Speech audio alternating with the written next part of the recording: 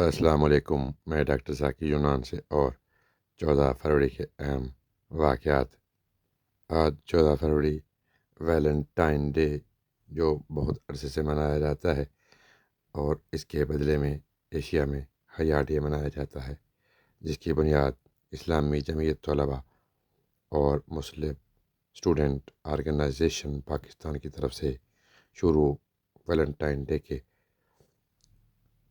مقابل تہوار منایا جاتا ہے۔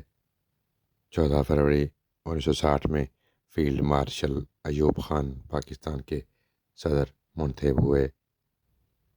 14 فروری 1971 میں یحییٰ خان نے اعلان کیا کہ پاکستان کے نئے آئین کی تیاری کے لیے آئین ساز اسمبلی کا اجلاس 3 مارچ کو مشرقی پاکستان کے شہر ڈھاکہ میں ہوگا۔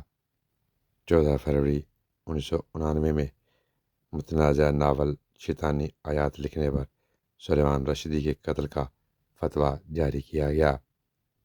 14 فروری 2005 کو دنیا بھر کی مقبول ترین ویب گاہ یوٹیوب متعارف کرائی گئی۔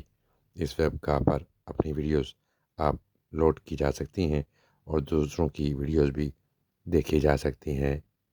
14 فروری 1537 میں بھارت کے گجرات کے سلطان بہادر شاہ کی پرتگالیوں سے بچنے کی کوشش میں ڈوبنے سے موت ہو گئی۔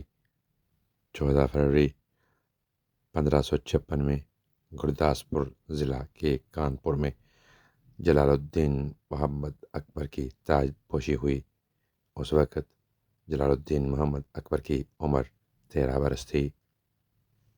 14 فروری 1658 میں بادشاہ شاہجہاں کے بعد دلی کے تخت پر قابض ہونے کے لیے بہادر پور کی لڑائی میں دارا شکوہ نے شاہجہاں اپنے بھائی کو شاہ شجاع کو شکست دے دی۔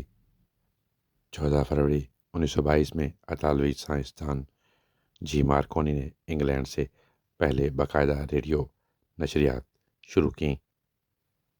14 فروری 1931 میں عظیم انقلابی بھگت سنگھ، راجگرو اور سکھدیو کو لاہور کی ایک جیل میں پھانسی دے دی گئی۔ 14 فروری 1950 میں سوویت یونین اور چین نے امن سمجھوتے پر دستخط کیے۔ 14 فروری کے حوالے سے یہی معلومات تھیں۔ اجازت دیجیے، اپنا بہت سا خیال رکھیں۔ ٹیک کیئر، اللہ حافظ۔